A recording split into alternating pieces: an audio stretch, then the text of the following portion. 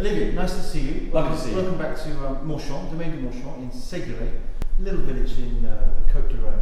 I guess you probably know this already. We're surrounded by all the villages of the Côte d'Or, the appellation of Côte d'Or, which is after the big Châteauneuf-du-Pape and the Vaqueiras and the Gigondas. We have this lovely selection of villages. I think there's probably about 18, I think, today. That's right. And Séguret is one of them. And so here we are, installed since, how long? 12 years. We came here and bought vineyard that was already planted in the 50s and the 60s. And so we're now today working with adult vines. That means we're sort of working with vines that have relatively naturally low yielding grapes. Therefore, we're into a quality level which is quite exceptional. Now let's give you something to compare that with. Côte d'Or, which is the next appellation after Village, which is a style of wine that is opulent, it's fruity, but has higher yields. So therefore, a lighter, fruitier style of wine. Let's work back up again. Village is more concentrated, lower yielding vines, therefore higher quality or more concentrated quality. And then, of course, at the top of the pyramid, we've got back to Châteauneuf-du-Pape. Olivier, don't you know this stuff already? Yeah, what I find quite interesting about your wines, there, Hugo, is that even relative to the sort of the Côte d'Or Village level of style of wines, which is a sort of, you've got that good combination of fruit, but with a bit more structure because there's more concentration. The terroir that you have up here, above the villages of Séguret, is quite different to the terroir with most of the other appellations, and I think you seem to be producing wines that is quite different in flavour. There's no minerality, I think, coming through on your wines, which is a sort of different, which illustrates, I think, the diversity of the terroir that you can get even within one small village. Absolutely, a very good point. When I came here 10 years ago, I found it very difficult to try and understand this idea of terroir. To be honest, I thought it was a load of Frenchness. But since 10 years now, and since having worked the land and gained that experience of watching each year grow, it's fact that when you have a vineyard in these relatively awkward environments, so here we are at 400, just under 400 meters above sea level, we have quite a different microclimate to the vineyards that are lower down in the valley floor.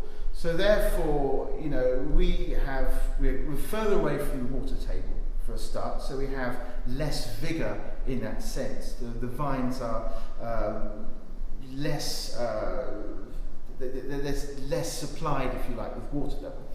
But let's not forget at the same time, we have types of vines, Grenache, Syrah, Mourvèdre, that actually thrive in slightly more difficult environments. So this is the point.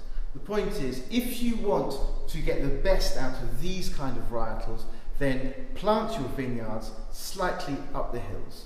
So that's interesting, isn't it? Is that sort of the argument for saying that a great variety often is at its best in the most marginal type of terroir? That's why I wonder why Pinot does so well in Burgundy or in Oregon or the South Island, New Zealand, and Grenache, which of course, let's not forget, is a Spanish grape variety, Grenache, and Mourvèdre, Martado, is so interesting in the southern Rhone because it's, relatively speaking, from its origins, it's not as baking hot in terms of climate, and certainly up here you are slightly cooler, you're picking later than others, and I think it is, you do have a very different microclimate up here to what is really, you're only talking about 200 or 300 metres difference. Yeah. Very good point. I like the fact that you understand the fact that these varietals have come from our neighbours, from Spain, and very similar microclimates, and they've adapted very well here to the south of France. And this is where you find probably the best examples of Grenache. Grenache is the base grape to this whole region. And of course, traditionally, culturally, they've always blended Grenache with Syrah, your Mourvèdre, and even your Carignan as well, which is another variety that comes from Spain. And this is a philosophy, an idea to give complexity and depth to these kinds of wines. But what we're discovering today, and Mourchane have deliberately created a small cuvées of single varietal Grenaches, which, to be honest, is quite unheard of here. Because, as I say, they've always been blended in with Grenache Syrah or Mourvèdre.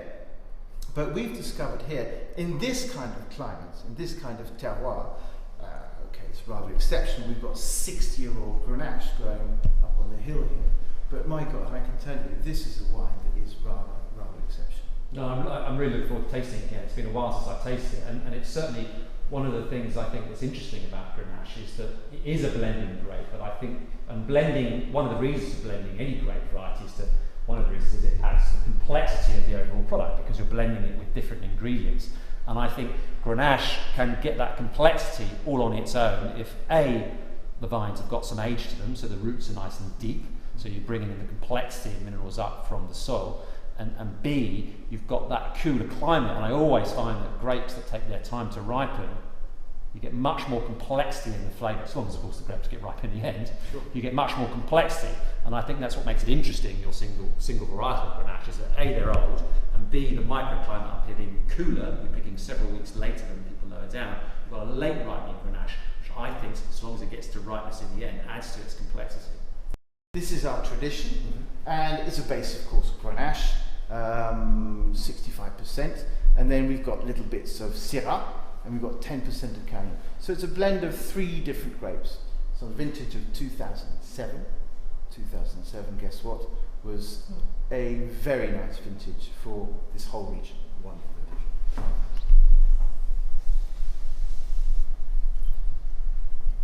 Bonjour. Bonjour. Je m'appelle Marc. Agnès. Agnès. Agnès, ça c'est des noms. Sébastien. Sébastien.